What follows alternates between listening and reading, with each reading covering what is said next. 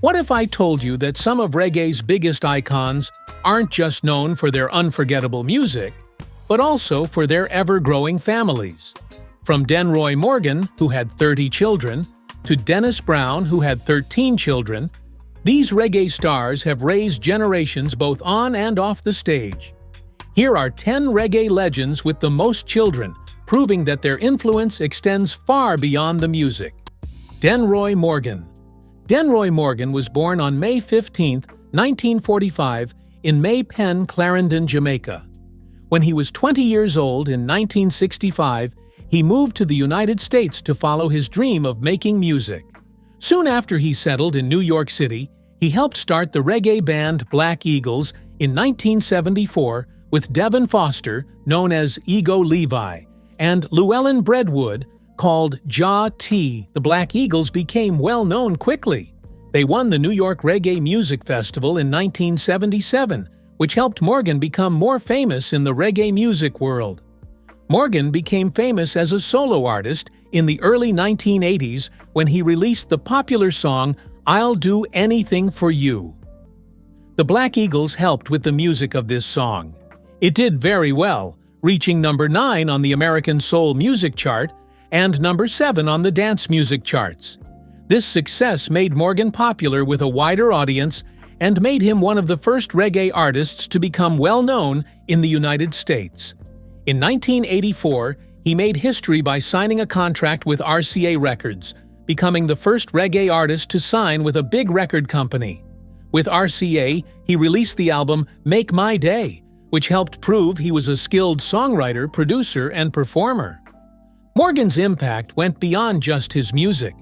In the 1970s, he followed the Rastafarian faith and joined a group called the 12 Tribes of Israel. His home in Brooklyn became a place where people in this community would gather. He also spoke out in favor of legalizing substances and worked hard as part of the Rastafarian community. He helped bring Rastafarian groups together from around the world and worked to make November 2nd, the day Emperor Haile Selassie I was crowned, an international holiday. Later in his life, he became a bishop and started the Abrahamic Covenant Family Ministry. This showed his strong dedication to both his music and his spiritual leadership. Denroy Morgan's family life was as full as his music career. He had 30 children, many of whom became musicians too. They created a reggae family legacy. Some of his children are part of the famous roots reggae band Morgan Heritage. These include Peter Morgan, Una Morgan, Roy called Gramps Morgan, Nakamya called Luke's Morgan, and Memalatel called Mr. Mojo Morgan. Others are part of the dancehall and hip-hop group LMS, made up of Noshaya Morgan, Otia called Laza Morgan, and Miriam Morgan. Laza Morgan and Gramps Morgan also became successful solo artists. The family's musical tradition continues with his grandchildren, like Jameer Morgan, who also make reggae and similar music. Denroy Morgan died on March 3, 2022, in Lawrenceville, Georgia. He was 76 years old. Many people in the reggae community and cultural leaders, including Jamaica's Minister of Culture, were very sad to hear about his death. They praised him for his special role in reggae music and the lasting influence he left through his children. He is survived by his wife Hyacinth Morgan, his 30 children, 104 grandchildren, and 15 great-grandchildren, showing the large family and musical legacy he built during his life. Aston Barrett. Aston Family Man.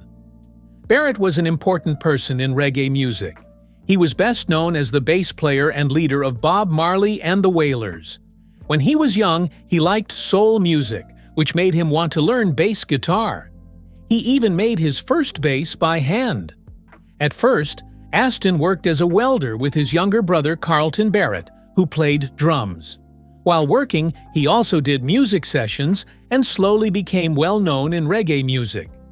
Barrett's music career was closely linked with some of the biggest reggae groups. He played with Bob Marley and the Wailers, the Hippie Boys, and Lee Scratch Perry's band called the Upsetters. He He joined the Wailers in the early 1970s and stayed through their most famous time. He created the bass parts, led the band, and helped arrange the songs. He also helped produce some of their famous albums like Catch a Fire and Exodus. Besides working with Marley, Barrett helped other musicians learn, especially Robbie Shakespeare from the famous duo Sly and Robbie. He helped teach many new reggae bass players. Barrett played a Fender jazz bass and used acoustic 370 and Ampeg SVT bass amplifiers, which helped make his unique sound. His influence lasted into the 2000s, but he had problems with the music business. He had a big legal fight with Island Records over unpaid money and lost, which caused him serious money and personal troubles. Aston Barrett was called Family Man even before he had children. He took this name as a band leader, and later it fit well because he had a very big family. He had 41 children, 23 daughters, and 18 sons. He said he had 23 grandchildren and 2 great-grandchildren, showing how large his family was. He was married to Angela, and they had 6 children together. One of his children, Aston Barrett Jr., is a musician and actor who plays his father in the Bob Marley movie One Love. Barrett died on February 3, 2024, in Miami, Florida. He was 77 years old and died from heart failure after having several strokes. Bob Marley. Bob Marley was born Robert Nesta Marley on February 6, 1945, in 9 Mile, Jamaica. He grew up in a simple home and became a world-famous symbol of reggae music and Rastafarian culture. His mother was Afro-Jamaican, and his father had Jamaican and British roots. This shaped his music, which often talked about identity, struggle, and strength. In 1963, he formed a group with Peter Tosh and Bunny Wailer. They first called themselves the Teenagers, but later changed to the Wailers. Their first album in 1965 included the early song One Love, which made them popular in Jamaica. The Wailers' style changed in the late 1960s and early 1970s. They mixed ska, rocksteady, and reggae, with Marley's Rastafari faith guiding their music. Their 1970 album Soul Rebels was the first released outside Jamaica. In 1973, signing with Island Records helped them reach the world. Albums like Catch a Fire and Burnin' brought reggae to a global audience. After the original group broke up, Marley continued as Bob Marley and the Wailers. His 1974 album, Natty Dread, featured the hit No Woman No Cry, his first big international success. Marley combined music with political messages. After a 1976 shooting many believe was political, he moved to London and recorded Exodus in 1977. This album mixed reggae with blues, soul, and rock, and became very popular. His later albums strengthened his role as a global reggae icon. He supported African freedom, shown by his 1980 performance at Zimbabwe's independence. Sadly, Marley was diagnosed with a type of skin cancer called acral lentiginous melanoma in 1977. This illness led to his death on May 11, 1981, in Miami, Florida. Even though he died young at 36, his legacy grew even stronger after his death. The release of the compilation album Legend in 1984 became the best-selling reggae album ever, introducing many new people to his music. Marley has received many honors, including being added to the Rock and Roll Hall of Fame in 1994, a Grammy Lifetime Achievement Award, and being named one of the greatest artists and singers of all time by Rolling Stone magazine. On a personal level, Bob Marley had a large and complicated family. He fathered at least 12 known children with 7 different women, creating a big and talented musical family. He married Rita Anderson Marley in 1966. Rita was part of the I-Threes, the female singing group that supported Marley and the Wailers. Some of his children, like Ziggy Marley, Stephen Marley, Damian Marley, Julian Marley, and Kai-Mani Marley have continued his musical and cultural work. Beyond his biological children, Marley's family also includes adopted children and relatives who have helped keep the Marley name strong in music, charity work, and cultural activism. Bob Marley's life brought together powerful musical creativity, deep belief in Rastafari, and a strong desire for social change. He made 13 studio albums, 6 live albums, and many collections and singles. His music has sold over 75 million records worldwide, making him one of the best-selling music artists ever. John Holt. From a young age, Holt showed great musical talent. By the time he was 16, he had already won 28 talent shows, many of which were broadcast live on Radio Jamaica. This helped him start his music career. His mother, Amy, was a nurse, and he grew up surrounded by the lively music scene in Kingston. He was inspired early on by American soul and R&B singers like Sam Cooke and Otis Redding, which influenced his smooth singing style. Holt first became well known as the lead singer of the Paragons, a rock-steady singing group he joined in 1964. He replaced the first leader, Leroy Stamp. The group became one of the best vocal groups in Jamaica and made hit songs like Ali Baba, Tonight, I See Your Face, and the famous The Tide is High, which Holt wrote himself. This last song later became famous worldwide when bands like Blondie and Atomic Kitten covered it, showing how important Holt was as a songwriter. While singing with the Paragons, Holt also started a solo career, recording songs for producers like Leslie Kong and Clive Chin. His early solo songs included Forever I'll Stay and I Cried a Tear in 1963. In 1970, Holt left the Paragons to work only on his solo career. He quickly became one of reggae's biggest stars. His 1972 song Stick By Me was the best-selling record in Jamaica that year and showed how well he mixed romantic themes with reggae music. His 1973 album Time is the Master included rich orchestral sounds recorded in London, showing his wide appeal and skill in music production. This led to several albums with Trojan Records featuring reggae covers of popular songs with strings added, starting with 1000 Volts of Holt in 1973. This album had his UK Top 10 hit, Help Me Make It Through the Night, a song originally by Chris Christopherson that reached number 6 on the British charts. It also included versions of Billy Joel's Just the Way You Are and Diana Ross's Touch Me in the Morning. In the 1980s, Holt kept having success, especially with his 1983 song Police in Helicopter, which showed his growing belief in Rastafari and his concern for social issues. During this time, he fully embraced Rastafari, growing dreadlocks and adding spiritual and political substance to his music. Over more than 50 years, Holt released nearly 40 albums, many with Trojan Records. He stayed a beloved reggae artist known for his smooth voice and heartfelt lyrics. Even though Holt was well known for his music, he kept his personal life fairly private. He was married and had 10 children, a large family that was common for Jamaican artists of his time. When he died on October 19, 2014, in London, England, he left behind his wife, children, and a big extended family, including 25 grandchildren.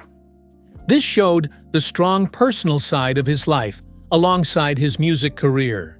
His family was an important part of who he was, even if it was not as public as his music.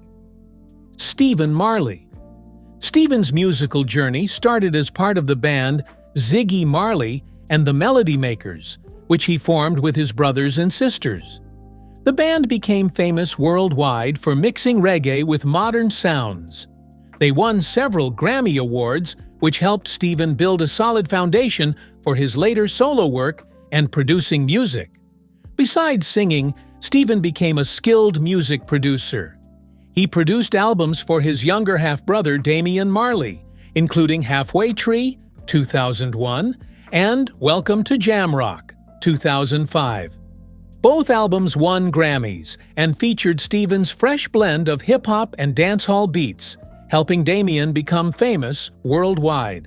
Stevens' solo career officially began with the 2007 album Mind Control, made in the Marley family studios in Kingston and Miami.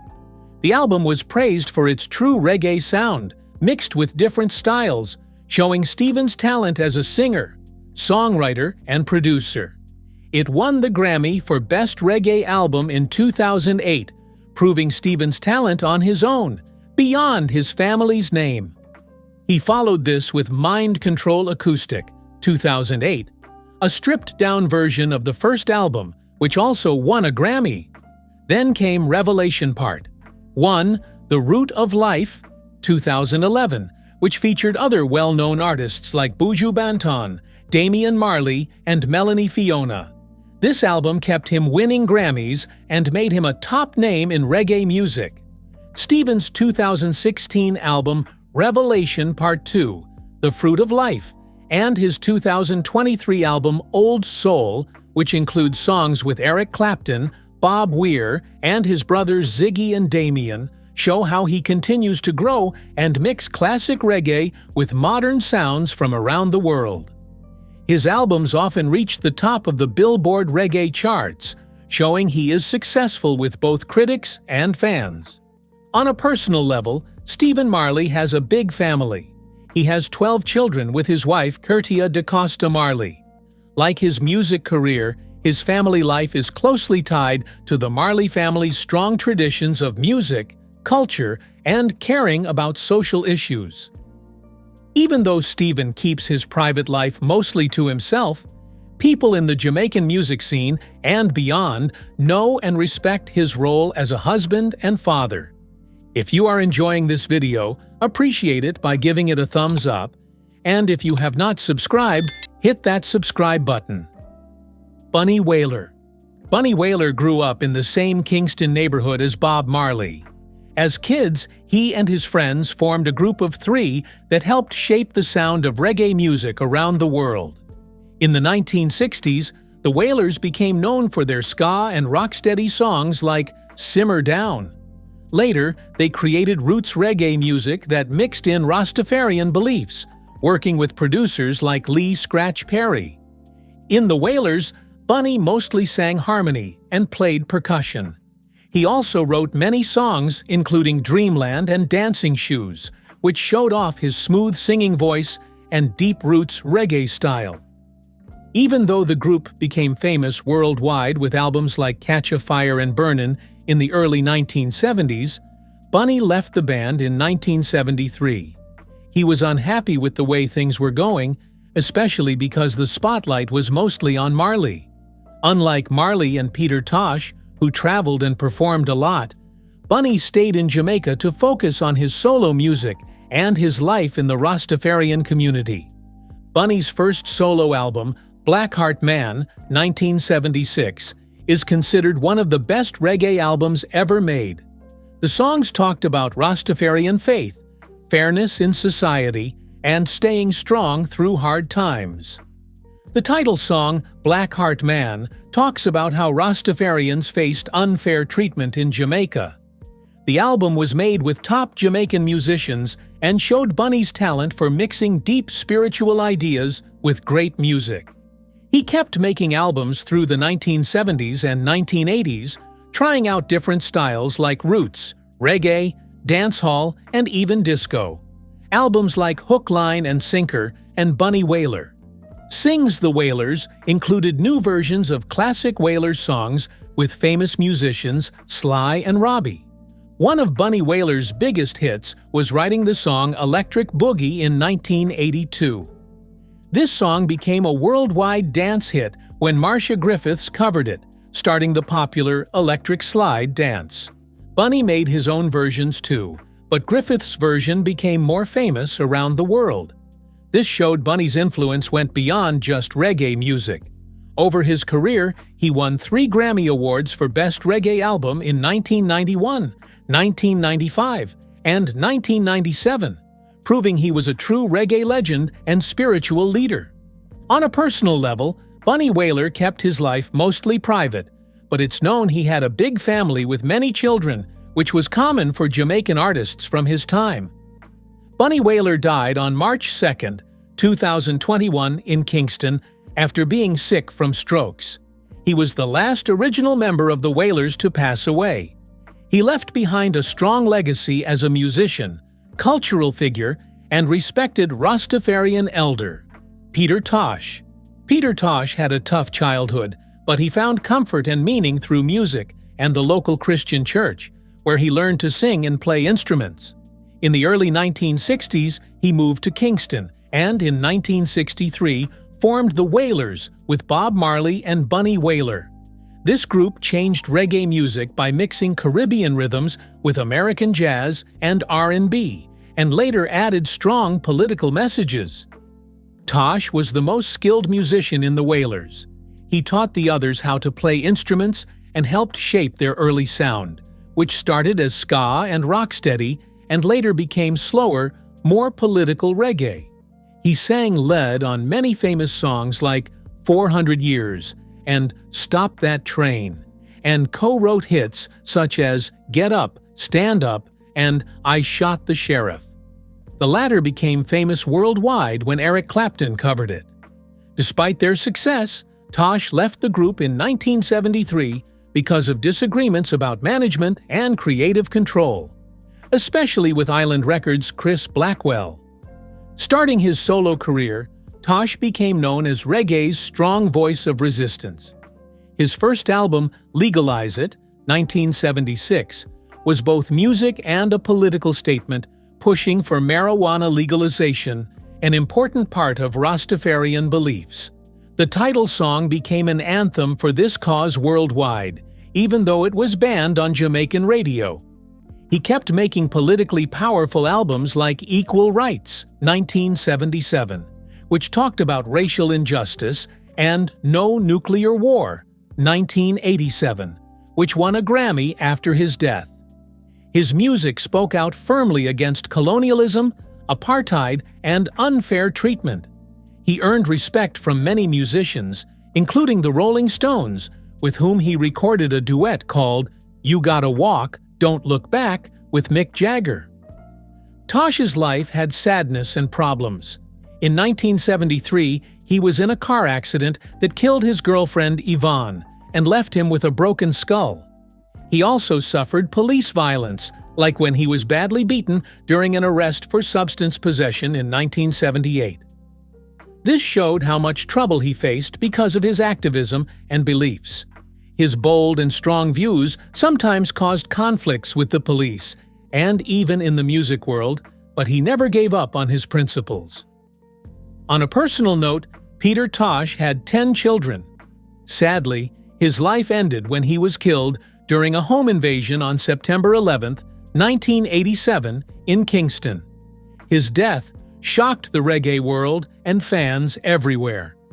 After his death, Tosh was honored with the Jamaican Order of Merit in 2012 for his huge impact on music and human rights. Dennis Brown. Dennis Emmanuel Brown was a very talented reggae singer who started his career at a very young age, earning him the nickname Boy Wonder of Jamaican music. By the time he was 9 years old, Brown was already performing with Byron Lee and the Dragonaires, impressing audiences with his strong tenor voice despite being small for his age. He was the son of Arthur Brown, a well-known Jamaican actor, and grew up in the Chocomo Lawn area of West Kingston. His musical talent was encouraged from a young age, setting him up for a long career that lasted over 30 years. Brown's first recordings came out in the late 1960s, including his first single, No Man is an Island, which was released by the famous Studio One label. These early songs showed he was a flexible and melodic artist who could work with many styles of reggae. His albums No Man is an Island and If I Follow My Heart, both from 1972, did well, and his work with producer Derek Harriott on Super Reggae and Soul Hits, 1973, made him even more popular. In the 1970s, Brown worked with many top producers and labels, releasing over 75 albums and more than 100 songs in total. This huge output earned him the loving title, the Crown Prince of Reggae, a name said to have been given to him by Bob Marley himself. Dennis Brown's music was known for his smooth and emotional singing and his ability to change with the times, moving through roots, reggae, lovers rock, and early dancehall styles. His 1978 album Visions of Dennis Brown is seen as a reggae classic, with songs like Westbound Train, Cassandra, and Africa, showing his deep lyrics and soulful voice. Hits like Money in My Pocket and Here I Come became favorites both in Jamaica and around the world. His music often talked about love, social issues, and hope. In the 1980s and 1990s, Brown kept growing as an artist, adopting digital reggae sounds with albums like The Exit, while still keeping his heartfelt style. He performed regularly at big events like the Reggae Sunsplash Festival, where fans loved his strong stage presence and singing. Though he had great success, Brown also faced personal struggles, including problems with substance abuse. Still, he stayed a beloved figure known for his warm personality and dedication to his music. On a personal note, Dennis Brown had 13 children and was married to Yvonne. Sadly, he died on July 1, 1999, in Kingston at just 42 years old, leaving behind a huge and lasting musical legacy. O'Neil Bryan. Elephant Man first got interested in dancehall music by listening to local stars like Shabba Ranks and Bounty Killer. They were from the same area and helped guide many young people, including him. When he was a child, people called him Dumbo Elephant because of his big ears. His music career began in 1995 when he joined a dancehall group called Scare Dem Crew. This group was started with help from Bounty Killer. They became popular by playing at festivals and events in Jamaica. Elephant Man became well known for his lively shows, especially when he climbed a TV camera crane during a big performance in 1998. This moment made people remember him for his wild and exciting style. After some problems inside the group, Elephant Man left and started a solo career. His first solo album, Comin' For You, came out in 2000 with Greensleeves Records. The album showed his unique rough voice and mixed dancehall with hip-hop sounds. It was popular in the Caribbean and made him a big name in dancehall music. Later albums like Log On in 2001 and Higher Level in 2002 made him even more popular. The song Log On got attention because it talked about the world after the 9/11 attacks. His first album with a big label, Good To Go, came out in 2003 with Atlantic Records and had the hit song Pon de River Pon de Bank. This song played a lot on urban radio in the US and helped him find new fans. Elephant Man is known for his bright yellow-orange hair, his low, rough singing voice, and his energetic shows. On stage, he is always moving, jumping, and climbing on things. His music often uses popular beats like Diwali, Coolie, and Bubble Up. He also created a dance called the Gully Creeper, which became famous around the world when Usain Bolt did it after winning gold at the 2008 Olympics. In 2007, his album Let's Get Physical came out on Bad Boy Records. It included songs with artists like Wyclef Jean, Diddy, and Busta Rhymes, mixing dancehall with hip-hop even more. In 2011, he released Dance and Sweep Adventures of the Energy God. This album had the Jamaican hit New Linga and kept his place strong in dancehall music. In his personal life, Elephant Man has a big family with many children. Besides music, he works in different businesses like event promotions and real estate. This shows he has many ways to earn money. He is also known for living a flashy life, often showing off expensive cars, jewelry, and designer clothes in his music videos and public appearances. This fits with his nickname, Energy God. Over the years, Elephant Man has won many awards like the International Reggae and World Music Awards, and has been nominated for the MOBO Awards. These honors show how much he has helped reggae and dancehall music. His fans are not only in Jamaica, but all over the world, attracted by his catchy beats, unique voice, and lively shows. Ninja Man. When Ninja Man moved to Kingston at age 11, he was exposed early to the lively but often rough Jamaican sound system culture, which shaped his future. He started his career very young, first performing as Double Ugly with the Black Culture sound system when he was just 14. Then, in 1980, he joined the famous Kilimanjaro sound system. There, he improved his skills alongside well-known DJs like Supercat and Early B. He released his first single as Ugly Man before changing his name to Ninja Man, which became linked to his strong, tough style. Ninja Man's career really grew in the late 1980s with his first hit single Protection in 1987. This song, made with Courtney Melody, showed off his unique stuttering way of rapping and his ability to freestyle lyrics. Known for making up lyrics on the spot in the studio, Ninja Man worked a lot with top producers like King Jammy, Philip Faddis Burrell, Bobby Digital, and Steely and Clevie. His songs from 1989 to 1992, such as Border Clash, Murder Dem, Permit to Bury, and Above the Law, made him famous as a bad man figure in dancehall music. His lyrics often praised guns and street life, reflecting the tough social and political problems in Jamaica at that time. Ninja Man had strong rivalries with other big artists like Florgon, Supercat, Shabba Ranks, and Vybz Kartel. These rivalries became famous and led to some of the most intense and talked-about battles in dancehall history. These battles were not just about lyrics, but were important cultural events that showed the competitive nature of the genre. Even though some people criticized his violent and pro-gun messages, many fans felt his music honestly showed the hard truths faced by poor communities in Jamaica. In the early 1990s, Ninja Man's violent lyrics caused problems, leading to fewer chances to perform and less recording work. But in a big personal and artistic change, he turned to Christianity in 1997. He took the name Brother Desmond and briefly started making gospel reggae music. This change surprised both fans and critics, showing another side of his complex personality. On a personal level, Ninja Man has many children.